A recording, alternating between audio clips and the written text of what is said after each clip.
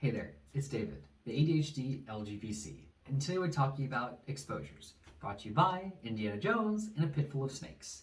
So, what are exposures? Well, first, before we go into that, coping skills, as a refresher, are the skills that you use when you're like at a 4 through 7 on distress and you want to be able to make it through a situation, so use a coping skill.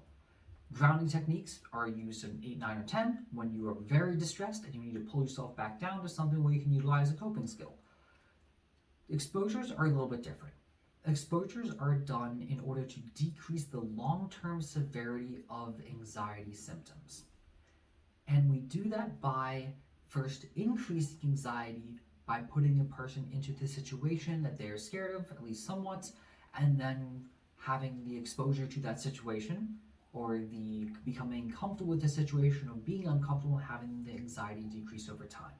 So let's put that into a real example to make sense.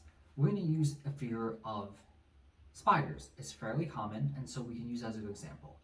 If someone is scared of spiders, first, the coping skill of I'm going to not be near spiders is great, but doesn't really solve the problem of still scared of spiders, just avoiding them now. So an exposure would be we're going to have you decrease the level of anxiety caused by a spider.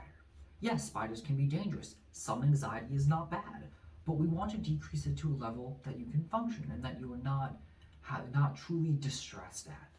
And so we would do that by first talking about the situation, what it is about spiders that scares you. Oh, you're scared that if you see one, it will bite you. Okay. And so what we would do is then, over time, this wouldn't be in one session, but we would look at putting you in a situation where maybe there is a spider across a room in a container, and you'd see it, and you'd sit there, and you might say like, wow, I'm super anxious right now. But over time, as you're in that room, spider does nothing, anxiety would go down a little. And then it might take a few sessions that go down, but it will go down a little bit as the fear of it didn't bite me, okay, that didn't happen, now I'm less distressed over time.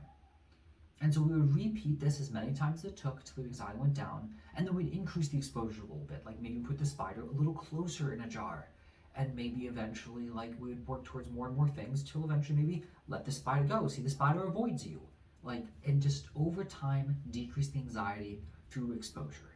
And so as a quick overview, what is exposure? It is exposing yourself or putting yourself into a situation that would normally cause fear or anxiety in order to decrease the amount of fear or anxiety long term. Of all the techniques in cognitive behavioral therapy, it is one of the most effective with decreasing long-term anxiety. Anyway, I hope you have a wonderful day, and thank you so much for listening.